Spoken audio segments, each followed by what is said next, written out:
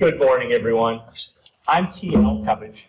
I'm president of the Center for American and International Law, or CAIL. CAIL is a nonprofit based in Plano, Texas that was founded 75 years ago and is devoted to the administration of justice and the rule of law. And specifically, I'd like to share, because this is the 75th anniversary of my organization, just a moment about our history, which informs our purpose. In 1946, the Allied prosecution team of the senior Nazis at Nuremberg included as its leader for the Americans Justice Robert Jackson, and as his executive trial counsel, his principal deputy, a Texan named Robert Story. Robert Story not only saw in detail, as a prosecutor at Nuremberg, about the Nazi regime, but he also had been an observer for the U.S. Army at some communist trials in Eastern Europe as the Red Army began to occupy that region. And that also informed his view of the state of the world when he came back to the United States. In 1947, he became the dean of the law school at Southern Methodist University, but he also founded what's now the Center for American and International Law, because he saw that in the struggle against totalitarian regimes, there needed to be champions of the rule of law. CAIL was devoted primarily to thinking and teaching for lawyers at its outset, but within its first decade also started to include education for leaders in law enforcement. And so today we continue programs of continuing professional education for both lawyers and law enforcement professionals. And we enter our second period, our fourth quarter century in year 76. We are devoted more than ever to advancing the rule of law through propagating best practices and, I hope, inspiring champions of the rule of law. So it's a great pleasure that this conference is part of our program in 2022, and we're delighted to be partnering with Project Aletheia and collaborating with the Washington College of Law here at American University. And we're grateful to be with them today. And for those of you who come with us, I'd like to ask Mark to join me in welcoming you. Thank you.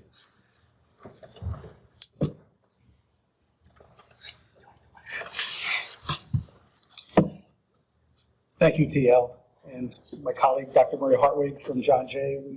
We stay here in partnership, trying to bridge the gap between the science and the practice of interrogation. While I spent my career as a national security professional, I speak to you today not as a representative of that government, but as a citizen of this republic, who knows very well the tactical, operational, and strategic cost and consequence of inept practice and the denigration and desecration of the dignity of the victims on both sides of the interviewing table. Today, we're going to focus on the road ahead, based on what we've learned, how we need to evolve, and bridging that gap between science and practice so that we can more effectively protect the public safety and our national security interests. On our conference website, we highlighted this, and I'm going to read the quote. Trust in the state is eroding. False confessions are resulting in wrongful convictions, and communities are calling for defunding of the police and police reforms. Torture and a family of interrogational abuses have derailed efforts to bring suspects to justice. This event will highlight the operationalization of the emerging interrogational research and why it matters. While the visiting scholar at John Jay College of Criminal Justice, Maria and I co-founded Project Aletheia, a platform to bridge that gap between science and practice. Maria and I gave birth to Project Aletheia as a collaborative center, something that would actually bring a bond between research and practice, in an effort to establish this bond and aim to be the change that we want to be, that we expect to be, that we can be. People often ask about what is Project Aletheia. Project Aletheia is named after the goddess Aletheia in Greek mythology, the daughter of Zeus, a symbol of strength and wit. Aletheia is revered as the goddess of truth, remembering and revealing what is hidden, the mother of virtue. Aletheia equates to disclosure, unconcealing, a state of not being hidden, a state of being evident. Aletheia is viewed as a woman of virtue and gentle, nurturing with her right hand raised the shield beyond reproach, seeking truth. Aletheia is the opposing force to Dolos, the Greek god representing treachery. Aletheia, Dolos is a master of trickery. He became known for making a fraudulent copy of the statue of Aletheia, a false truth representing deceitful practice. History is replete with examples of idolatry to false gods, pseudo-gods, false truths, deceitful actions, and to interrogational practice lacking virtue. A history of darkness, from apprentices employing dreadful methods to match tactics, force with force, harshness, coercion, fear, and abuse in an unjustifiable means to the end. What we're going to offer at today's conference are effective interviewing methods based on law, science, and ethics. An alternative to trickery and treachery, so that we adopt practices that have virtue, and we can help restore the trust between the state and the citizens we serve. Marie and I want to thank our co-sponsors, the Center for American and International Law, who joined forces with Project Aletheia to bring you all here together and talk about the restoration of that trust within the practice of policing. I want to especially thank the Academy for Human Rights and Humanitarian Law here at American University, and my dear friend Juan Mendez for his efforts, and you'll hear a lot more from Juan. I started working with Juan in 2016 when I helped him with his thematic for the United Nations, and we've been working together and become close friends since, and it's nice to have one of my personal heroes here in the audience who will speak to you today. I'm proud to be named to the 15-person steering committee that helped with the Mendez principles. And we did that with more than 80 experts from 40 countries, and you'll hear more about the 4-year process it took us to come up with what became the principles of effective interviewing. So today you'll hear from experts on the principles of effective interviewing, ALI's principles of law, a keynote about restoring community trust, the evolution of law and science-based interrogations, and a rule of law perspective about the ethical crisis and moral dilemma we're confronted with. So special thanks to the speaker and panelists. And let me just see if Marie would like to say a few words as well. I just want to echo Mark's gratitude to Cale for partnering with us on this, and to American University for providing the support. I want to welcome you all. Thank you so much for being here, and we look forward to the day. Right. Get on the way.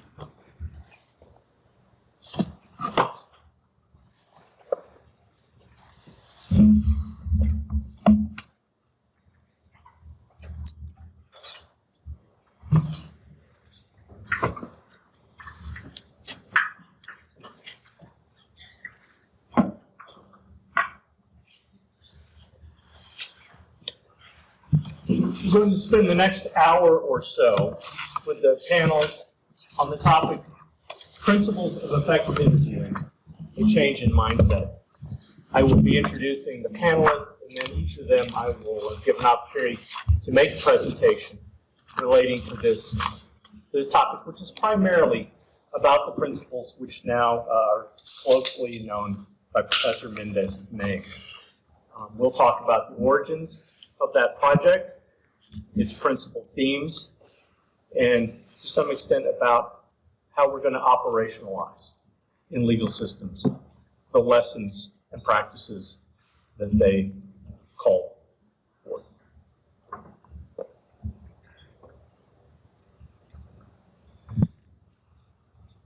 Closest to me is Professor Juan Mendez. He is Professor of Human Rights in Residence here at the American University Washington College of Law.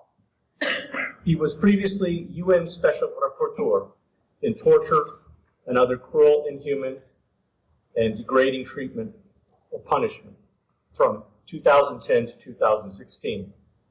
He has been co-chair of the Human Rights Institute of the International Bar Association and other distinguished professional accomplishments, but crucially was co-chair of the steering committee on the principles on effective interviewing for investigations and information gathering. Next to him is Mark Fallon. Mark is visiting scholar at John Jay College of Criminal Justice. He was co-founder of a project, Aletheia, which was established, as he said, to bridge the gap between the science and practice of interrogation. He was previously chair of the International Association of Chiefs of Police section on IMPACT, or International Managers of Police Academy and College Training. He has been interim director for the Center of Ethics and the Rule of Law, University of Pennsylvania, and was on the steering committee for the work of the Mendez Principle Project. Next to Mark is Rebecca Schaefer. Rebecca is legal director for the Americas, or Fair Trade, an organization aptly known as a global criminal justice watchdog, which gathers information and campaigns for fairness, equality, and justice in the criminal justice arena. She's been lead author of recent reports on comparative practice in pretrial detention decision-making, global plea bargaining, and access to lawyers for those in police custody. She's formerly had roles for the Human Rights Watch and the Federal Public Defender Service here in the District of Columbia. She earned her law degree here in DC at Georgetown University, and she also was a member of the steering committee for the Mendez Principle Project. And at the end of the table, you'll be hearing from Andrew Carpenter. Andrew was retired from the UN Department of Peacekeeping Operations after 16 years, where he was chief of the UN Police Division Section for Strategic Policy and Development. He also has history with the Organization for Security and Cooperation in Europe in the late 90s and the early 2000s, having been executive officer of Strategic Police Matters Unit and having played roles in projects in Belarus and Kosovo. He's currently senior lecturer of the School of Law, Policing, and Social Sciences at Canterbury, Christchurch University in the United Kingdom. I thank them for being with us this morning to share their knowledge, their perspective, and their wisdom. And I would ask Professor Mendez if he will begin with his remarks. Thank you very much, Mr. Cubbage. On behalf of the Washington College of Law, I am really proud to welcome you all to our shiny new building. Well, it's relatively new, only about 5 years old, but we're very proud of it. We're also very honored that Project Aletheia and CALE have asked us to host you today and to host this conference. I want to thank also the Academy of Human Rights and Humanitarian Law of this law school for having put quite a bit of effort in organizing and co-organizing this event. The idea of the principles on effective interviewing came to me after 6 years of visiting many countries and dealing with many cases brought to my attention as the Special Rapporteur on Torture for the United Nations, because I realized that eradication of torture is very difficult for a variety of reasons, but one of them is the relatively unregulated, at least from international law, period right after deprivation of liberty and when an investigation of crime is going on. And I noticed that torture happens mostly in those first 24, 48, 72 hours, and also that is the most brutal at the time because there's pressure to solve crime, there's pressure to obtain information about other perpetrators, etc. And although international law very clearly prohibits any kind of coercion and especially prohibits torture of either a mental or a physical form, the pressures of investigation seem to overrule, in many countries at least, these prohibitions.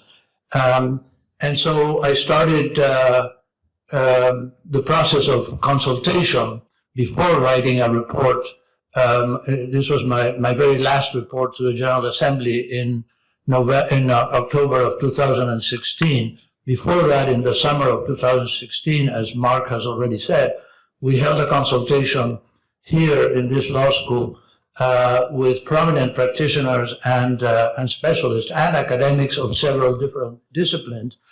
And there I learned a lot about the fact that a lot of people had been looking at this and had been changing practices in some countries towards a more humane way of conducting interviews in the process of investigation. The report that I wrote was very well received, even at the debates in the General Assembly of the United Nations. But more significantly, it was received with enthusiasm by people who knew much more than I do or did at the time about what works in terms of finding out the truth and obtaining evidence for purposes of investigation. And so very early on, we kind of self-convened a group of experts. We considered, I was asked to co-chair it with Mark Thompson of the then the Secretary General of the Association for the Prevention of Torture. And we created a process by which we had a steering committee, several drafting committees, and also a large advisory council.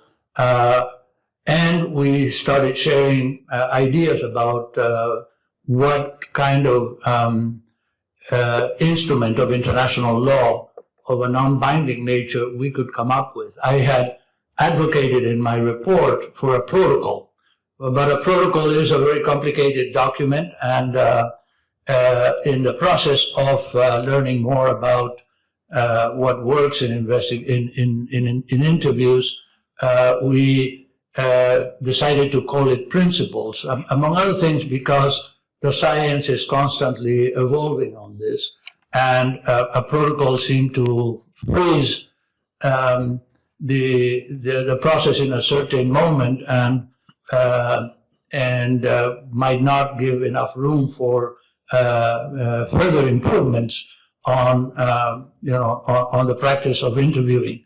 So we settled for calling it principles, because we have tried to draft the fundamentals of humane and international law compliant forms of interviews.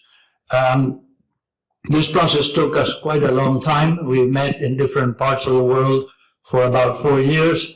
Some of the time was extended, obviously, because of the pandemic, but eventually we launched our principles in June of 2021.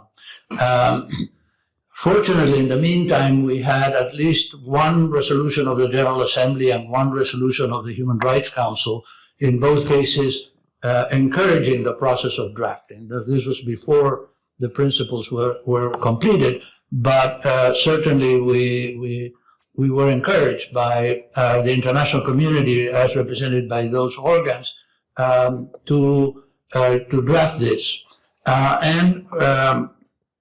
We came up with this set of principles that are based on science, on ethics and professionalism, and on international human rights law. The essence of these principles is that the object of interviews is not to obtain confessions, but rather to reach the truth. In reaching the truth, the principles aim to implement and operationalize the presumption of innocence. So we believe that the presumption of innocence is not something that is contemplated at the very end of a legal process at the time of conviction or acquittal, but informs the whole process.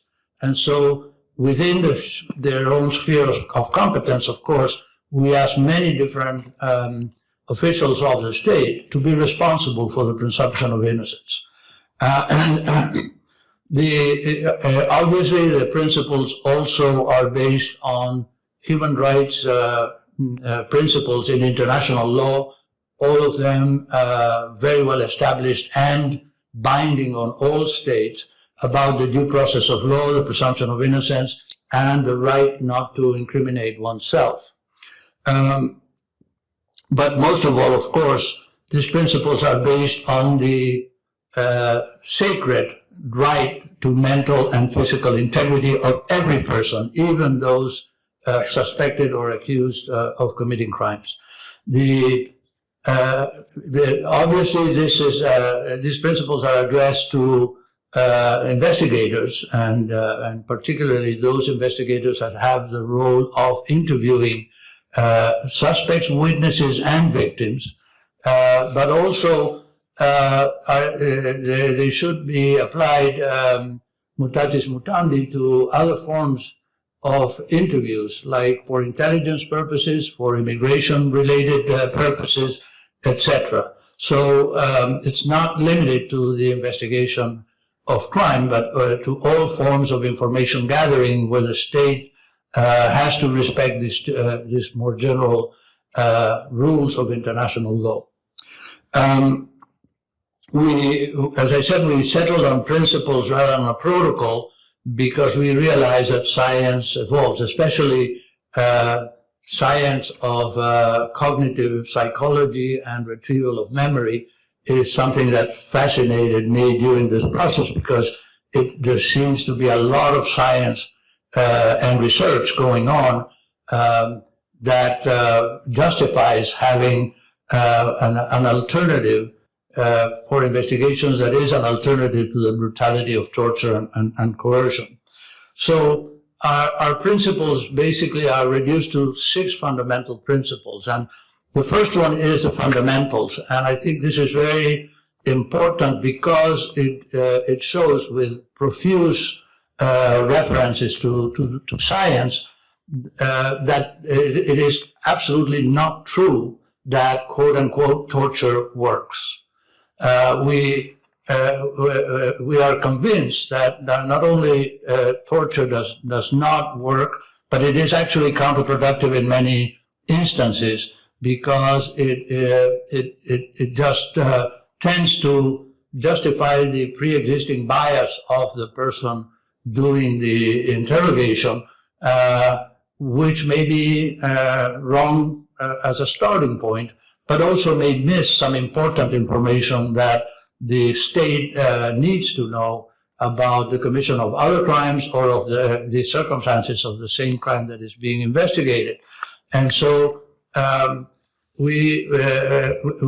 first principle, as I said, demonstrates the science behind this alternative that is not only more law compliant and more human rights compliant, but also more effective. And the second principle is the heart of the document because it does provide the constructive alternative to coercion. And it is based on the practice of several states that have already adopted rules of this sort, but also based on the experience of practitioners from countries where these principles of this sort have not been adopted, but that realize the pitfalls and the mistake of using coercion rather than a rapport-based form of interviewing.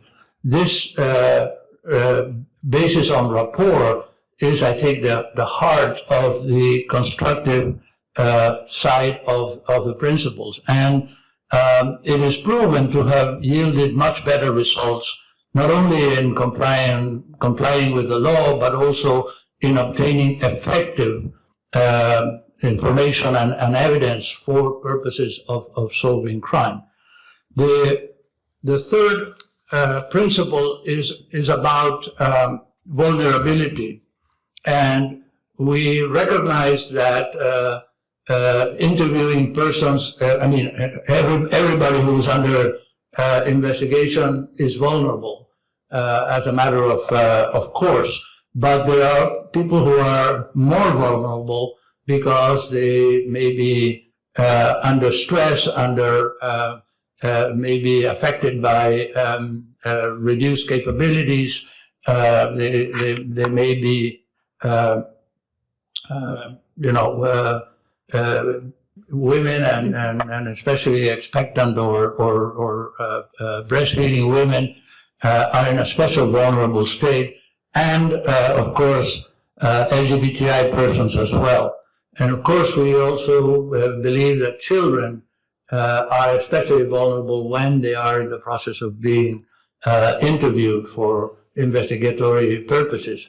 And so we put the burden on the investigators to learn how to interview those people when it is necessary to interview them. The last three principles are directed more to the authorities and to the state. The fourth is on training. We do realize that although this alternative method of interviewing does not require very extensive spending in technology, it does require capacity building. It does require training. And there, states have to make an investment. But it's an investment that professionalizes the investigatory process and the individuals in charge of it, and makes institutions more respectable and more respected by the citizenry. And if institutions are respected and admired by the citizenry, they are much more likely to obtain the cooperation of ordinary men and women than if they are feared and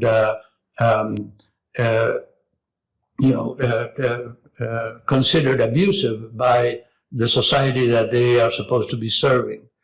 The fifth principle is on accountability, and we think that it's very important for the authorities and the judiciary system to be responsible for controlling and supervising the work of interrogators and investigators, and to not let pass any infraction, any way of violating the rights of persons under interviewing. So accountability means that there has to be investigation, prosecution, and even punishment of those who break the law in conducting interviews.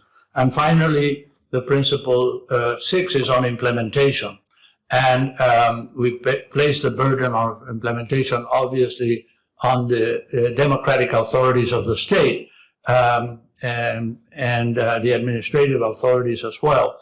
But I think my colleagues in the panel are going to be able to expand on these ideas. I just want to finish by recommending to you the reading of the principles with all their references. We have published them, and they are now available in many languages, I think up to about 10 languages already. And some of them are in print, but online they're easily available. And of course, we would like to hear from you who have a lot of experience on these matters, on your comments, as detailed as you want to make them on the principles, while we seek the endorsement or adoption by the international community of these principles as a step in the direction of having states adopt them in their own domestic jurisdiction, so that they become a reality and not just a legal text. Thank you very much. Thank you, Professor. We'll reserve questions and responses to your remarks until we hear from your co-panelists. Mark, would you take the floor? Yes, thank you very much. While I spent 31 years with the government as a national security professional, working high-end criminal investigations, counterintelligence, counterterrorism operations, working on the Blind Shake case, working on the first World Trade Center bombing, USS Cold attack, having been the government's chief investigator for the Military Commissions process when it was established, I have been responsible for, or have overseen thousands of interrogations. The CITF had investigators in Afghanistan, Iraq, and Guantanamo, and I had quite a portfolio involving questioning of victims, witnesses, and suspects through that career. I was at a conference one time with Maria Hartwig when she learned that she was getting a sabbatical at Yale. And I asked, what is this sabbatical thing that you academics do? And Maria said, it gives us an opportunity to think. And I thought to myself, well, the government gave me one of those in 2010. They called it retirement. And it's given me a lot of time to think. And just around that time, you'll hear from Susan Brandon later. Dr. Brandon was the former chief of research for the U.S. government's high-value detainee interrogation group. And I was asked to serve on that research committee. I helped do some consulting and training with the HIG, and I was the first chair of the HIG Research Committee.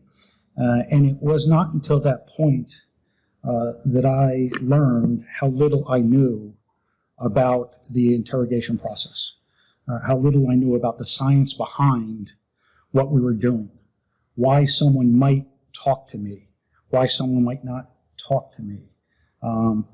And so that's really what brings us here today. In that period since retirement, 2010, I've worked quite a bit with research psychologists, behavioral psychologists, lawyers, practitioners, really trying to figure out what is the most effective method to elicit accurate and reliable information to protect our public safety and our national security interest, and to do so under the color of law, under the rule of law.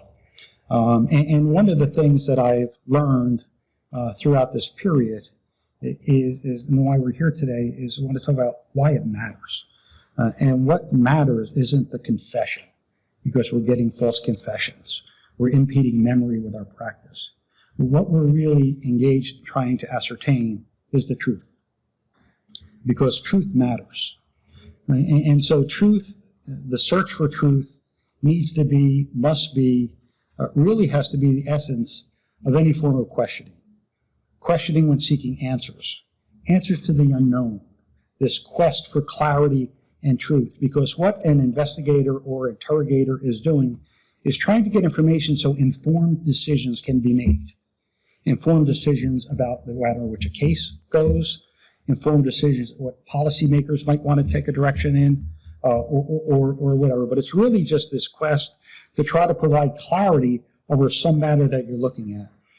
When I had the great honor of speaking at the sidebar at the General Assembly for the United Nations in 2017, after working with Juan on his thematic, one of the things that I said at the United Nations was, when I was challenging and fighting the government's trend towards coercive, abusive, and interrogational torture as a matter of national policy, had I had access to the research, had I had known about the research, had we had known about the research, I may have been more persuasive in my arguments to dissuade the Department of Defense from going down this deep, dark cavern of coercive practice as cruelty as policy.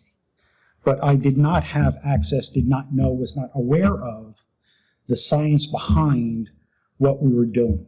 And that's why when I was helping Juan with this thematic, I think we did it in this building, a couple classrooms down, spent a few days together preparing that, I was so insistent upon the need for scientifically informed practice, because that's what we need to do. And what it really is this science-based questioning is a non-coercive mindset that is based on establishing this relationship, building this rapport. And what this does is this illuminates the darkness, right? What you're trying to probe is memory, right? You're trying to ask somebody to access in their mind something, and they need to be willing to talk to you. Cooperation, you can get compliance, but cooperation is volitional, right? They have to want to cooperate. So what you're trying to do is set the conditions, set the atmospherics, so that a person is going to want to give you information. And what this really does is you're trying to explore the dark corners of somebody's mind sometimes. You're trying to ask them to tell you some things that might not be easy for them to say or talk about. And that's why you need to kind of depressurize, not repressurize the situation. Those of you who've heard me talk about police reforms before, in policing we're putting a lot of effort, and we need to, on de-escalation at the scene of the arrest. At some point, as we evolve in the practice of policing, we need to ensure that we're not re-escalating when they get to the interrogation room, right? The focus now is still on the scene of arrest. But these methodologies have not yet trickled down through a lot of policing yet. There's some departments we hope to hear about them that are doing it, that have embraced the science, but many have yet to be informed, as I was uninformed. I used to say an innocent person wouldn't confess to a crime they didn't commit because I believed that. I was taught that. I was ignorant. I did not know that. The physical science of DNA has showed us conclusively that we've wrongfully convicted people for crimes that they did not commit. And about 1/4 of those people have falsely confessed to those crimes. So within law enforcement, we seem to have accepted the physical sciences. We know how fast bullets travel, and we know about cavity expansions. We've accepted the physical science. DNA has revolutionized the way we do crime scenes.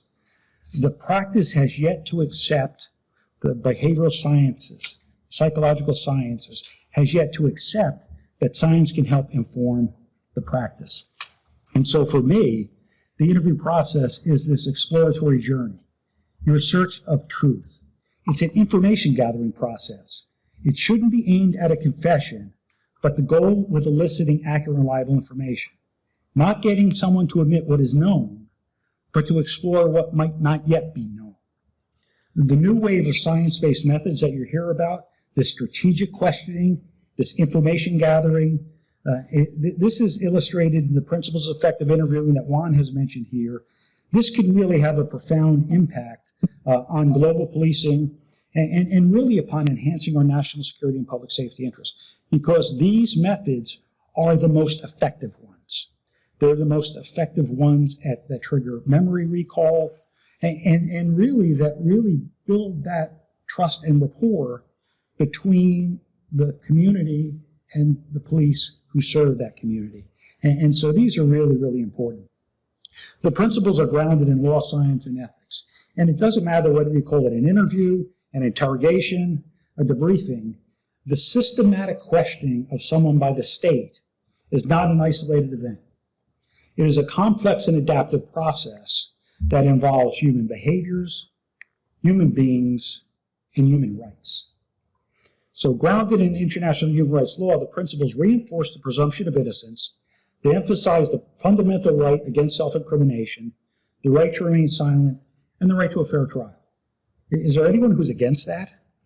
I mean, it is just remarkable that these aren't just universally endorsed just by reading them. The principles are a guide to policy development. They're a framework for the design of future training curricula, manuals, and other instructional and educational material. They promote a shift in mindset and an institutional culture, an evolution away from confession-driven tactics toward truth-seeking approaches, a shift in culture and orientation that will restore and maintain the integrity and the legitimacy of government institution, which in turn enhances the public trust. The principles recognize the prohibition against torture. They reject coercive methods enacted to humiliate, arouse fear, threaten, or induce duress. Those tactics are more likely to result in fabricated information, false confessions, and they undisputedly impair memory and trigger resistance and distrust, both by the individuals and the communities that they come from. The principles promote the highest ethical standards, including the importance of the respect for law on both sides of the table, the rights and dignity of the person questioned, and the rights and dignity of the questioner, as well as the integrity of this information gathering process that I've described. These strategic approaches to interrogation are the adoption of an ethos of non-coercive, humane, ethical, and lawful practice, a practice enabled by science. The principles advocate for approaches that are built on rapport and a non-judgmental mindset. They hold that empathy, active listening, and the strategic use of information to elicit uncontaminated details, they evoke more lucid memories and are the most effective routes to the truth. They address the acute nature of the inherent power indifference in those in situations of vulnerability, and the heightened state of stress involved on both sides of the table. The rapport-based ethos of the principles carefully consider the innocent and the vulnerable. I know firsthand what happens when principles are abandoned and decisions are based on fear, ignorance, and arrogance. I know the catastrophic consequence that came from pseudoscience and amateurs who, under the cover of darkness, abandoned their principles and the moral high ground and embraced brutality in the name of public safety. We can no longer do this. We need to evolve the practice. I urge you to endorse the Mendez principles in order to improve the practice of global policing, to accomplish meaningful systemic criminal justice reforms. The principles are a vaccine to the pandemic of interrogational abuses over the decades. This strategic approach to interrogation provides a foundation for the establishment of conditions that impact outcomes, where the ultimate outcome is truth. I want to close with a quote from a foreword I wrote for the book Orbit, written by Lawrence Allison, one of our Project Aletheia Advisory Council members. Rapport is a mindset, an atmosphere, a trusting relationship, an authenticity, an ethos of mindfulness. Rapport is the Sherpa to the climber, a trek on an exploratory journey, a guide on a climb towards the summit, providing trekking skills based on real-world experiences, sometimes under harsh conditions, not created by the Sherpa, but those the Sherpa navigates through. Thank you. Thank you, Mark. Rebecca, would you share your perspective on the principles? Yeah, well, first of all, it's just an honor to be here with my friends and my colleagues from the steering committee and my heroes. The steering committee that helped to produce the Mendez principles, it was an exciting process because it's just such a huge paradigm shift in so many ways in this space. And it's the first international normative and legal guidance on interrogation, on investigative interviewing. And what makes it really unique is because the Mendez principles focus on what works, not only what's prohibited. Like, it's just a restatement of international law in terms of the things that are prohibited, torture and coercion. What we ended up with by focusing on normative positive behaviors by investigative interviewers is an instrument that really addresses much more than torture per se, and really tackles the cognitive and practical problems with unskilled and mistaken approaches to investigative interviews in all kinds of contexts. And this is really important when we think about the potential uses of the Mendez principles in the United States. That's what Mark asked me to talk about, how I think Mendez principles can influence practice and law in the United States. Because certainly torture occurs in the United States and at the hands of United States actors, not only in Guantanamo, for example, but also in Chicago, in black sites like Holman Square, in Baltimore, and police rough rides like the one that killed Freddie Gray. There's no place in this country or any other country that's immune from torture occurring. But really what we see more frequently in terms of grave human rights abuses in the US is not torture for confessions per se, but rather kinds of state violence prior to and following arrest, like excessive force on arrest, like the ones that killed George Floyd, like extrajudicial killings by police, like we saw with Mike Brown, like poor access to medical care, safety and basic human needs in jails, like those that have led to deaths of dozens of people in Rikers Island every year, and prisons, like state prisons in Louisiana and Mississippi that are built on old slave plantations and still act that way, or the thousands of people who languish in solitary confinement or immigration detention for years. All that may and often does constitute torture in the United States. These are the ways that people in this country tend to be harmed and to die in state custody and at the hands of our state actors. And to be frank, a lot of that violence and those extrajudicial killings and that torture falls outside the scope of what the Mendez principles aims to do, which is to provide a framework for ethical and effective investigative interviews. But this instrument, the Mendez principles, is still really important for reviving U.S. investigative processes and criminal procedure because it situates torture on a spectrum of approaches to investigations that lead to unsafe convictions, to false arrests and confessions and miscarriages of justice, and all of it leads to the fundamental breaks in trust that we see in our society between state forces and the public who authorizes those forces in a democratic society. So for too long, the practice of investigative interviewing, a term we don't even know in the United States, we call it interrogation, has been a real evidence-free zone and a sort of clandestine practice whose expertise belongs to police knowledge alone. As with police standards generally, we have no real national legal or training standard, no common understanding of what constitutes acceptable interviewing practice. And that makes it hard for police and investigators to act, knowing that they're doing so ethically and legally and in a way that's going to be admissible as evidence. And it makes it hard for legal actors, including prosecutors and judges, who must decide whether or not to allow such evidence, and defense lawyers who have to challenge bad interview practice to hold police to account when they conduct interviews in ways that contaminate the memory or produce unreliable statements. So the question of state adoption in the US is kind of complicated. Like, we're not like other countries that participate in UN processes fully and adopt international law into our domestic law, and it's not even clear on what level it would be most helpful for the Mendez principles to be adopted per se. So I just want to put that out there, and we can talk a little bit later about sort of strategy and what it means to adopt the Mendez principles in the United States. So there's not a great way for us to democratically regulate what it is police do, to come to this common understanding that would allow police to conduct interviews with integrity. And that's what the Mendez principles do for us, begin to do for us. They're the product of a multidisciplinary approach that brought together, as Juan and Mark described, psychologists, doctors, lawyers, interviewers to agree on an approach to interviewing that satisfies the demands of public safety, the demands of human rights law, and ethical demands of a just society. And so practically speaking, they give interviewers a roadmap. And so I just want to reflect a little bit on the fact that the process is multidisciplinary and public and transparent. And that process matters in producing a product that has legitimacy. It's to say that not only police get to decide what police do in democratic society, it's something that we constitute together through law, through science, through discourse. And that's an important part of the Mendez principles for me and how I think they can be useful in the United States. Because right now, all American police really have to regulate their behavior in interviews is the piecemeal efforts of courts when they evaluate whether confessions and statements made by accused people in police interviews are admissible as evidence in court.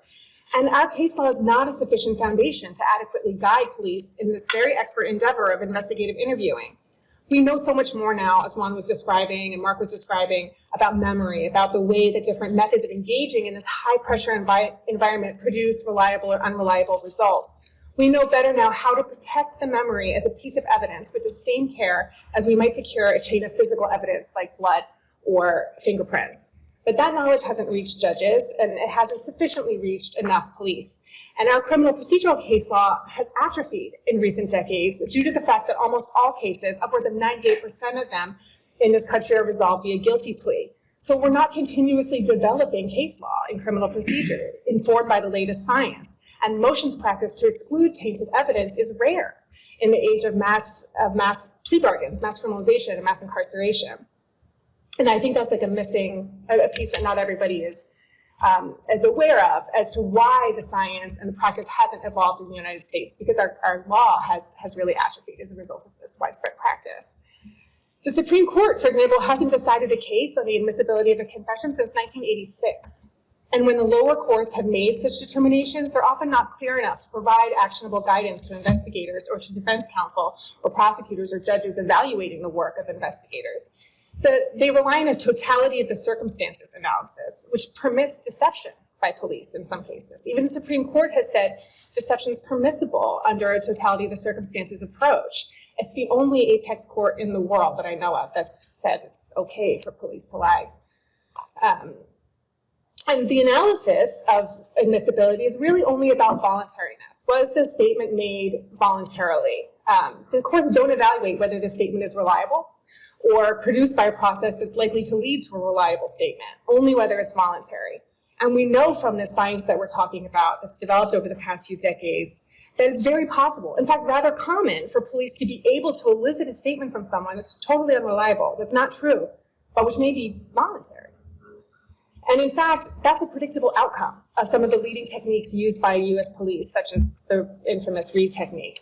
The role of private consulting companies who produce the training materials for police is also happening in a rather clandestine space, and hopefully we'll be able to talk about that at some point today. But it's a special feature of US carceral capitalism that the major guidance police are getting is not from the law, not from the public, but from private companies who are not subject to any kind of transparency or democratic oversight.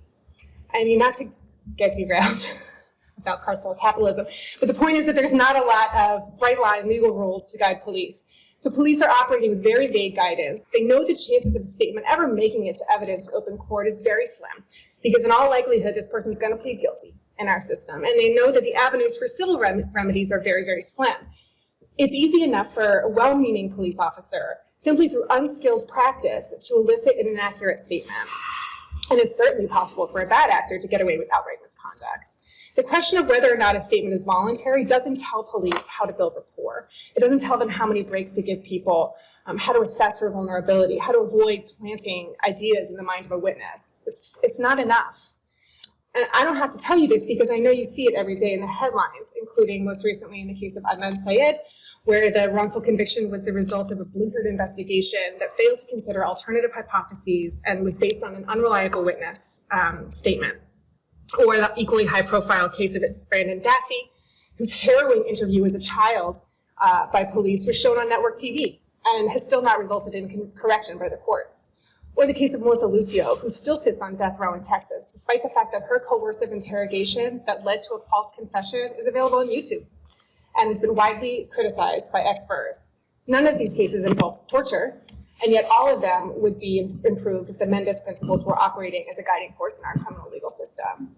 The other piece of this is that during these decades, when mass criminalization and incarceration in the United States was metastasizing, and when our case law began to atrophy after the advances of the Warren Court, some other jurisdictions had been advancing the law and practice and regulation of police interviews. England and Wales, and Andrew knows better than me, passed the Police and Criminal Evidence Act in 1984 following high-profile miscarriages of justice involving brutal interrogations of suspected IRA members. That law highly regulates police behaviors. So we don't have any statute at state or federal level in the US that goes nearly as far in regulating exactly what police can do during the hours of custody. It mandated recording, and that process of recording interviews allowed the science to develop, allowed other people to see what's happening in interrogation spaces. And that's what allowed the conversation between the professional investigators and the rest of society to work together to develop methods of interrogation that are ethical and just and acceptable to the public. Other countries like Norway also insist on humane interrogation practices. And all throughout the European Union, there's better legal guarantees to legal safeguards like access to counsel prior to and during interrogation. Now, some U.S. jurisdictions are starting to catch up. Several states have banned the use of deception in interrogation for minors, and several more have recently passed legislation mandating access to counsel for youth before they can be interrogated. The state of California is also encouraging more wide-ranging legislation that would ban deception for everyone, not just kids, and regulates interrogation more broadly. We're studying it. Fair Trials, by the way, it's not fair trade. Don't ask me about trade. I don't know anything about it. Fair Trials is studying the implementation of these laws to see if they impact what police do. Do they impact their training? Is there a change in behavior as a result of these law reforms? We don't know yet. But basically, the message I want you to come away with is that the Mendez Principles offers not only a no. I mean, lawyers like to say no, especially human rights lawyers. No, you can't torture. No, you can't, use force when you arrest someone. No, you can't use that evidence. But there's a yes. There's a way to get accurate testimony from interviews in a way that's going to survive public and legal scrutiny and build a foundation of trust with the community. It's a positive, normative tool that can provide clarity and security to police and protects the integrity of their investigations. It makes it easier for judges and defense counsel and prosecutors to assess evidence according to a common standard. And again, begin to build that common trust and a common sense of what's acceptable among legal actors and among society. So we have a lot of work to do together to implement the Mendez Principles in the United States, and I'm really excited to work with you guys on it. Thank you. Thank you, Rebecca. And yes, fair trials. I just don't want anybody to ask me about trade. About it. Andrew, Rebecca ended on the note of these being a positive normative set that we want to ideally operationalize rather than to, at the back end of a flawed process, use them to criticize. So do you have some thoughts on that? In fact, I do, and 500 PowerPoint slides to get you through it very quickly.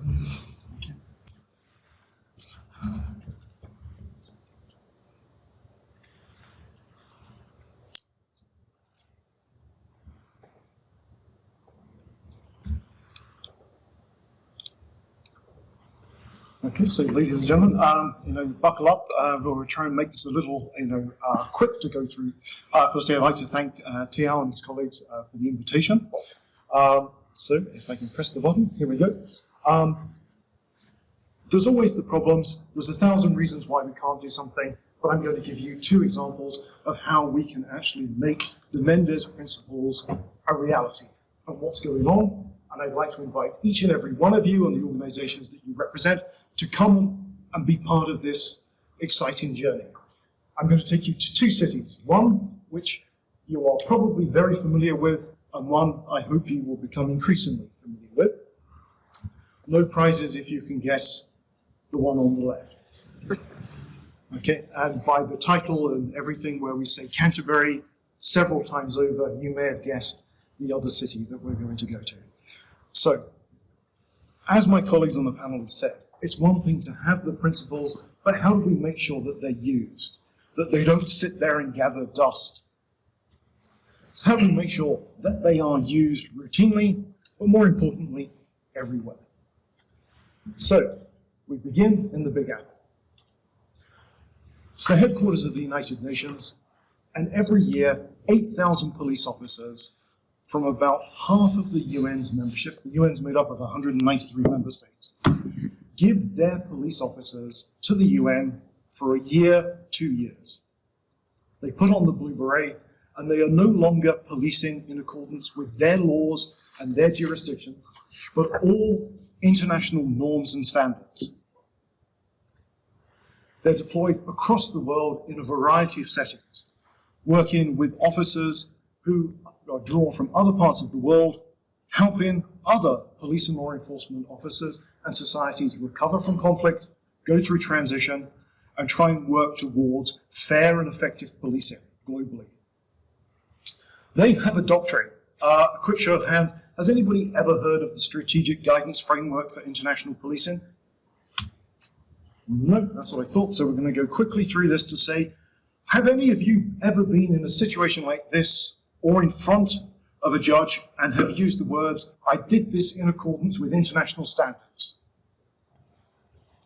Okay, just as well, because then I was going to ask you, which ones did you refer to? And normally nobody can actually find them, but there they are on the web address.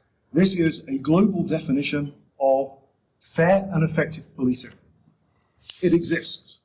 Not my view, not his view, not her view, not one region, but the world came together to define what is fair and effective policing, contained in one easy document translated into a multitude of languages. More than that, the world came together and put the guidelines on police command. What does it mean to be a police commander?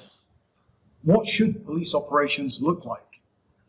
Intelligence-led, but also community-oriented. And it isn't a choice of one or the other. They're both there, both important. Capacity building and development. Anybody who's done a bit of train and equip, everything else that you've forgotten, and the explanation of why your assistance program wasn't successful, because there are 5 key pillars which all need to be addressed equally, all at the same time. And this is the evidence-based approach that colleagues have mentioned. So for the love of all things holy, can we stop not only reinventing the wheel, but reinventing the flat tire? Those approaches which we know never work. Okay? It's not a case of more money. It's just not going to work, ladies and gentlemen. Yeah, so let's do what does work. And finally, administration. All of the backroom resources which are needed to ensure that our great vision doesn't turn into a nightmare because there's no budget or fuel for the cars, no electricity for the generators. So this all exists. This is blood group O for good policing. It will work everywhere. It may not be your preferred version of policing, but think you're at the airport counter, you're renting a car, and they offer you a Pinto. Anybody's first choice? Don't think so, yeah? But if as long as it gets you from A to B, it's good enough. And that's what we have here, a baseline of good policing. So within this, we have these 4 quadrants, and just like a library, it's now possible to look for materials with a shared language, and I can tell you that investigative interviewing can be found here in the ops. If you want to do the monitoring, the mentoring, and advising of investigative interviewing, you will find the guidance and the capacity building and development. All of this will be on a website near you very soon. So, along with partners from the Office of the High Commissioner of Human Rights and the Norwegian Centre for Human Rights, the UN Police Division brought together a group of international experts, all nominated by their countries, hopefully the best of the best, or at least good enough, to come together to talk about how can we operationalize the Mendez principles into a manual that will not be advisory. Anybody who comes into UN service, puts on the blue beret, is a commitment that they will interview in accordance with the Mendez principles. If they are to provide training, it will be compliant with the Mendez principles. These are the learning outcomes of training. These are the performance indicators. Anybody with a blue beret anywhere in the world not working in accordance with the Mendez principles will get a bad appraisal and never work for the UN ever again. The return on investment. This is what the employer expects. This is what will be measured. As I was saying, rational human being, you want to extend your contract, you want to get more money, therefore you will comply. Many of the people in the photo you will recognize. This was the team around the world bringing the Mendez principles to life. The next step is now to look out across the world to find training experts to take the standardized manual and turn it into a standardized training module which will deliver 80% in that 20% of time and resources that are available, so that it's affordable and practical across the world. So it's not just for the few, but for the many. Next, on this exciting adventure, there's an opportunity for you two to get one of those Tom Cruise Top Gun leather jackets and patches. Do you want to be one of the world's first UN-certified instructors in investigative interviewing? If so, put your hand up, not now. Okay, get those dollar bills stuffed into the envelopes. Give them to my colleague James, because I don't handle money.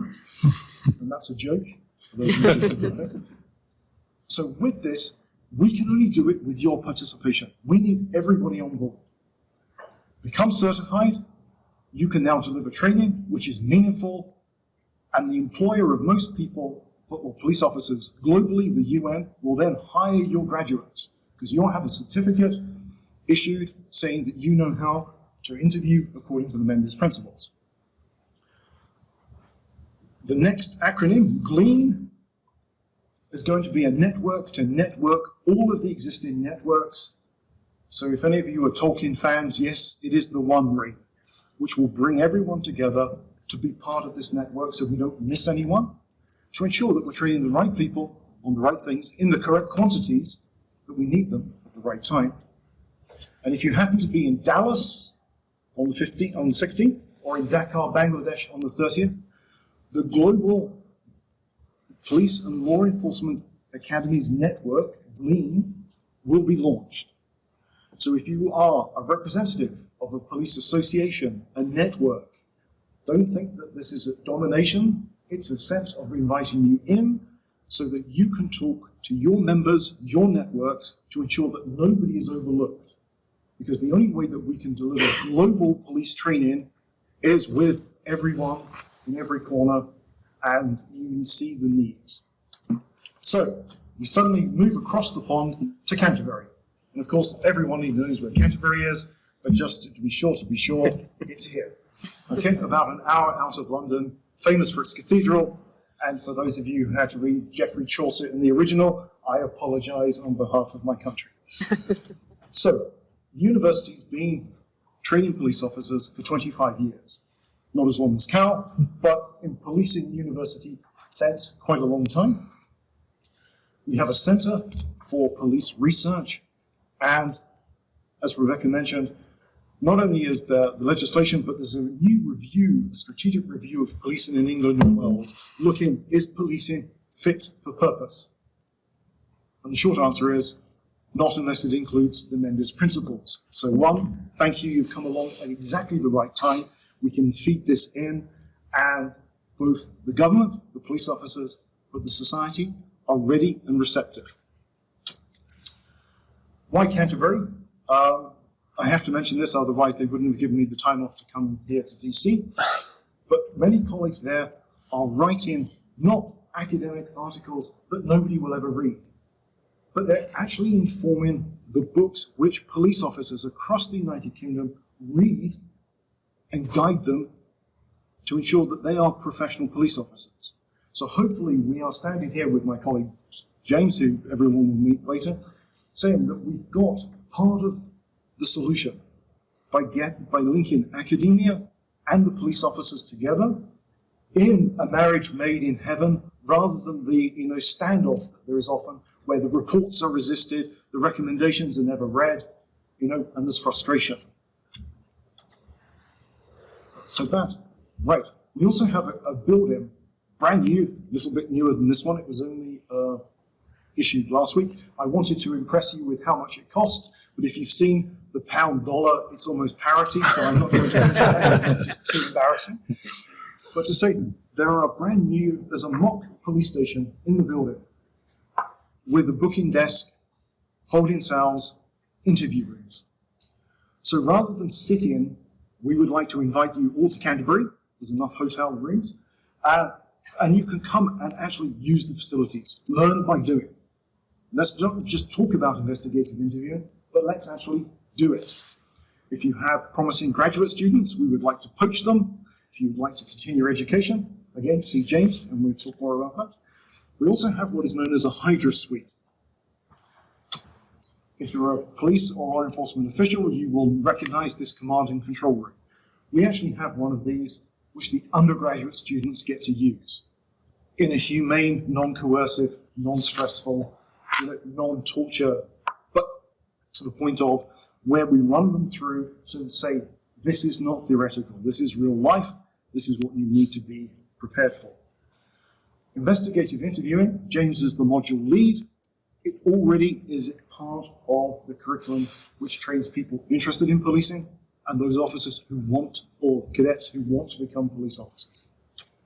So, stand here in front of you to say, if we can do it in little Canterbury, you can do it anywhere in the world. If we can help in any way, please let us know. But this is the future. Don't be a dinosaur. Yeah? Be a mammal. Yeah? And it's good policing. It's fair and effective. Any questions, please let us know. We're here all day. And again, Kale, thanks very much. Thank you, Andrew. Thank you very much. As a one-time English literature major in college, that's my first invitation to make a pilgrimage to Canterbury.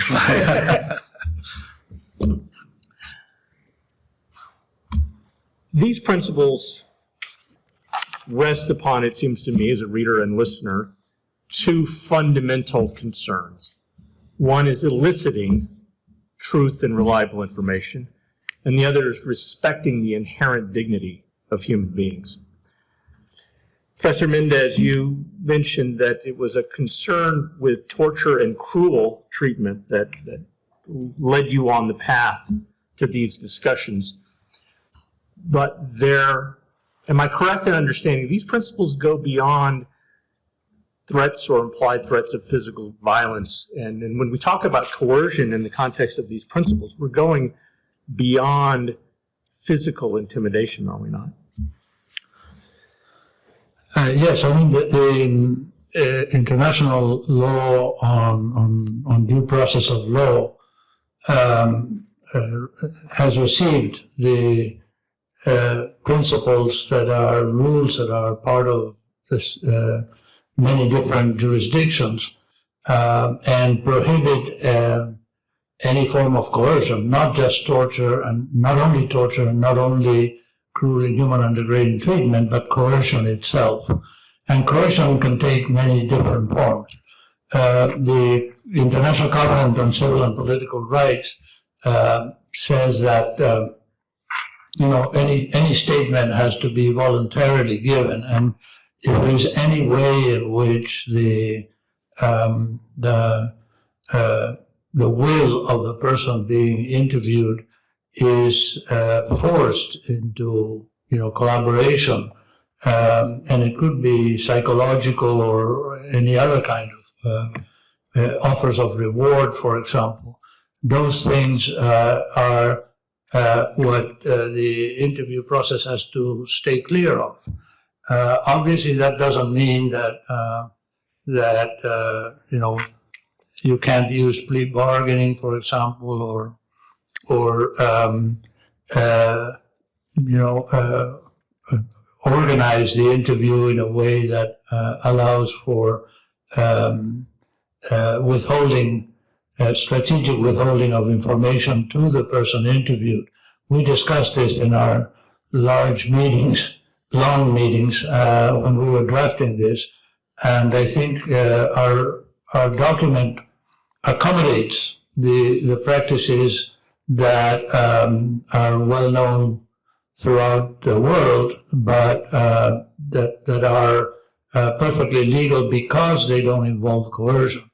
By definition, coercion violates due process, violates the right not to incriminate oneself. And those are principles of international human rights law. Forms of mental coercion and psychological pressure by themselves constitute cruel, inhuman, and degrading treatment. Because degrading treatment, for example, has been defined as any treatment that humiliates the person. If in the process of obtaining cooperation from someone being interviewed, language is used that humiliates or that somehow puts pressure on the person to contribute what the interrogator wants to know. All of those things are prohibited, and the document recognizes that. I should stress that the principles do not incorporate it in any new standard that is not already well-established binding international law in terms of safeguards that the person being interviewed has to enjoy. We were very careful not to go beyond what is accepted in international law as the fundamental principles of due process. Where we do offer constructive and alternative to mistreatment is, as Rebecca mentioned, the well-established and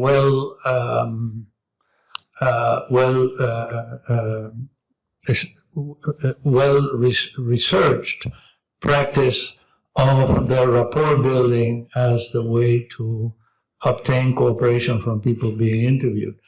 There, of course, we're not innovating because there are jurisdictions that have already, regulated this and continue to evaluate them and improve on them. But we do feel that we have offered an alternative that is tested, that is proven to be effective. That it's not something out of our brain, but has history and practice behind it. I think that's what I want to say. Rebecca, I'd like to ask you about something. You pointed out that the American criminal justice system actually features very few trials of the accused because of the way that the system is now really geared around plea bargaining. But in a context in which the accused is not having a trial before a jury, being educated by a defense counsel who points out all the ways in which the interview elicited unreliable testimony. How do we operationalize these principles given that context? Yeah, I mean, I do think there's a lot of different inputs. There's not one place where you can go to operationalize the Mendez principles. You can't just sort of set the national standard that's gonna bind on all of the local police actors, all the, I think, 18,000, is that right? 18,000 police forces in the United States. There's no body that controls all of them. But I mean, I think that if each actor in the system understands that they have a duty to comply with the Mendez principles, the investigators themselves, if they buy into the fact that works, that it helps their work, and it's not just something that's imposed on them by the law that they have to evade and get around in order to get at the truth. They really understand that this is the way through for them, the way to elicit accurate, actionable information. And all of the actors in the system, whether they're dealing with a guilty plea situation or a trial situation, take seriously the need to evaluate how the investigation was conducted and whether it was conducted in line with the law and best practice. If each actor in the system took their responsibility seriously, we wouldn't have these problems. And part of the reason they don't is because the system is so overburdened with arrests and prosecutions, because we aren't investing in focusing only on serious crime that requires an investigation. There's a huge number of arrests. There's a huge investment of resources of police and courts into low-level crime with no victim that doesn't require an investigation. We might call them in other countries in flagrante arrests, where crime is sort of invented by police. It's found by police rather than an investigation responding to harm that's been done to someone. So I think it requires a whole, reorientation of the criminal legal system to prioritize serious crime that has victims and requires investigation and investment in that investigation and a sense of responsibility by each actor in the system, that we all have a role to play in upholding Mendez principles, not only police, not only judges, not only prosecutors. Thank you. Mark, you made the surprising observation that at the end of your career in law enforcement and law enforcement education, it was still your presumption that an innocent person would not make a statement that was false and incriminating to themselves. Is that still a prevalent point of view in law enforcement or in the criminal justice arena? I think it is. I mean, intuitively, that's what you would think. That's what I would think. And that's kind of the challenge we have now. I wrote a piece for Police Chief Magazine on Truth and Consequences about this fact that that's how I was trained. That's how I trained. That's how many are still training. And that's how many are still believing. But if I can just kind of emphasize how powerful it could be if you did kind of use the Mendez principles as framework, particularly this ethos of a non-judgmental mindset, building this relationship and rapport. These things are what were developed by the research, or at least reinforced by the research, of the high-value detainee interrogation group.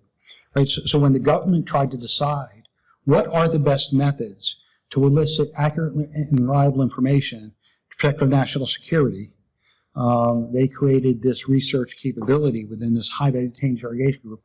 What we're advocating for are the same methodologies that those people will be using to try to protect our national security. It's not a diminished capacity, it's an increased capacity. We are trying to offer our public safety professionals methodologies that will enhance the public safety, that will protect our national security, as well as human rights, and build those bridges with communities. We're close to the time that we promised for this panel, so I'm going to give this opportunity now for people in the room with us, if you have questions for the panel that you'd like to pose now. And do we have the mic? Do we know if these microphones on the table work? Yep, they work.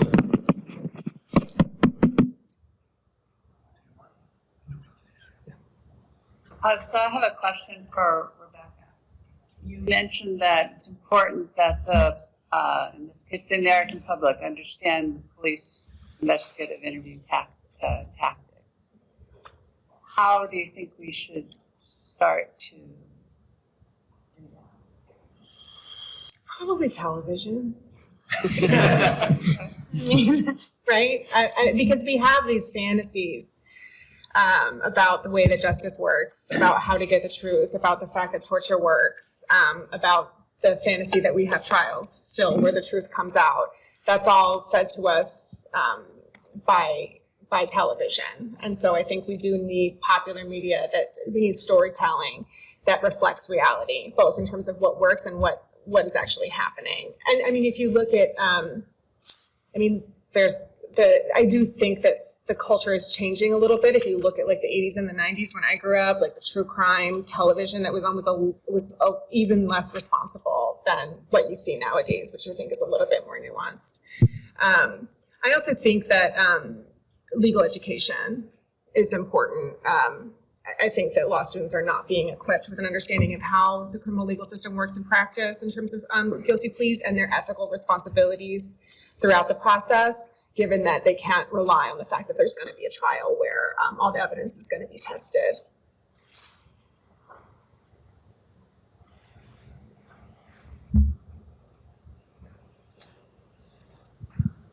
Good morning. I'm sort of new to the principle of the Mendez principles, and I'm learning about these topics today for the first time. I really want to thank you. A couple of questions that I have is, as we operationalize it, how do we make sure that the principles are being followed? What's an effective way? Is it as simple as just making sure all the interrogations and interviews are videotaped, or is there something more to that?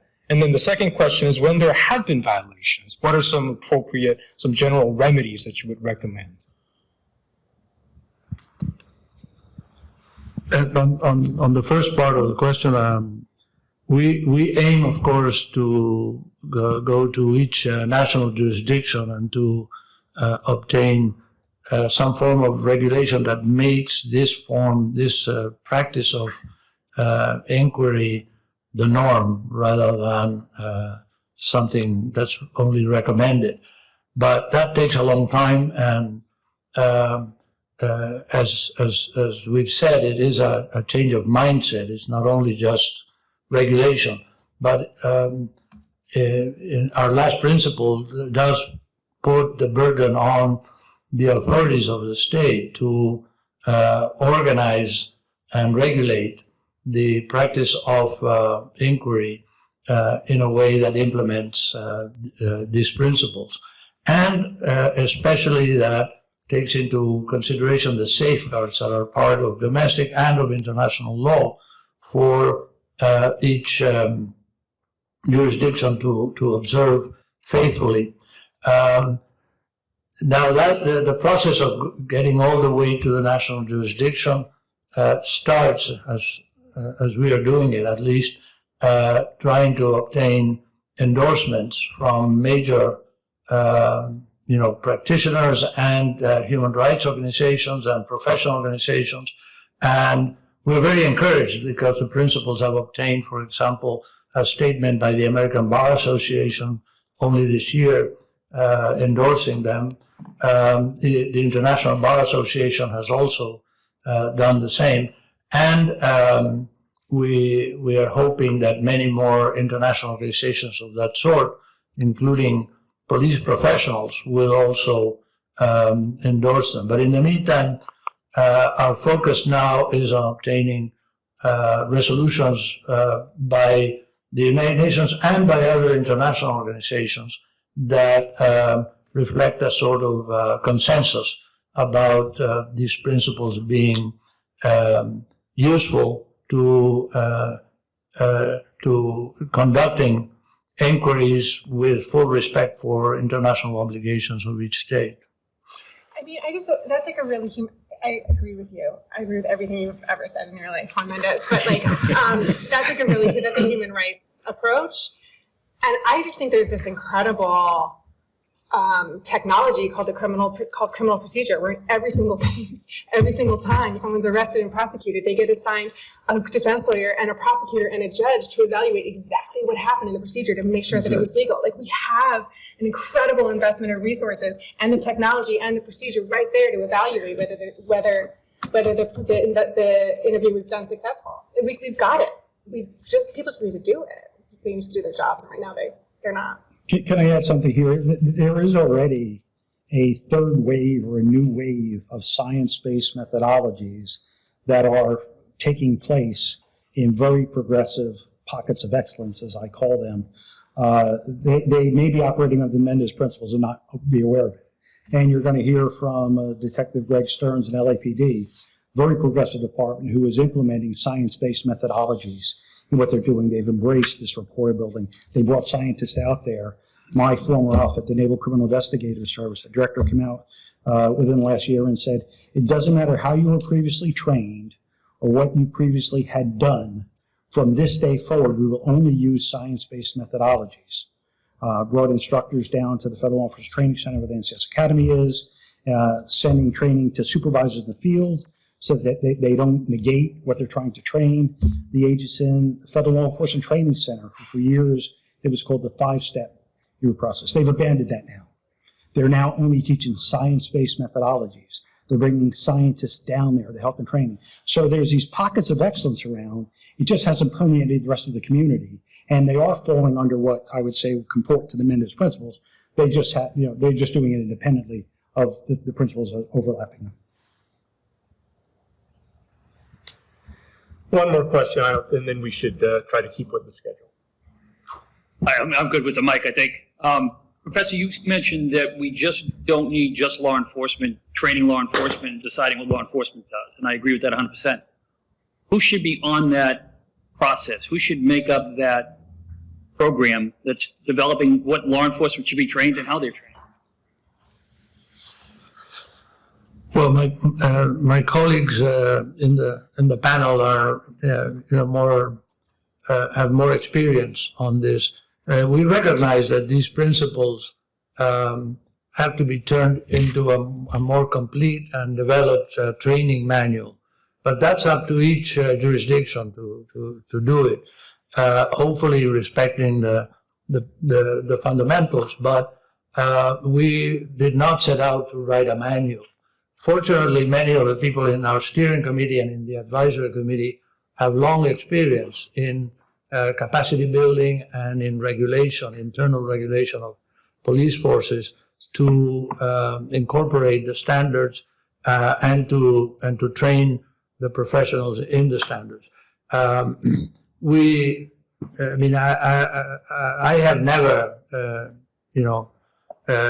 trained police interviewers.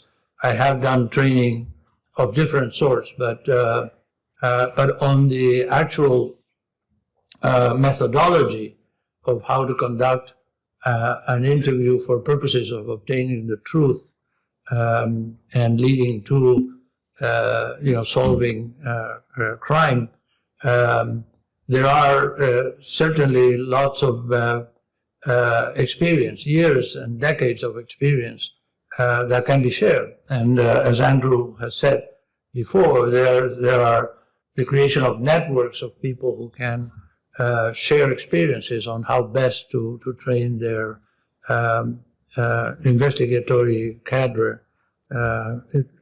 to conduct interviews the right way. Well, with that, we're scheduled to have a break, and I'd like to thank my panelists, and I'd like to thank all of you this morning for being with us. And one of the benefits of doing this in person here in Washington rather than having a webinar is that we can engage with one another and engage with our panelists. I hope you all take advantage of that opportunity while we're here together to talk with one another, to talk with these experts. Thank you all for what you've done, and we'll continue after the break. You're going to hear today that many of these themes, many of these principles, if you will, that have been brought forth in this discussion, I think will be reemerging throughout the day. It's an important and timely topic. Thank you.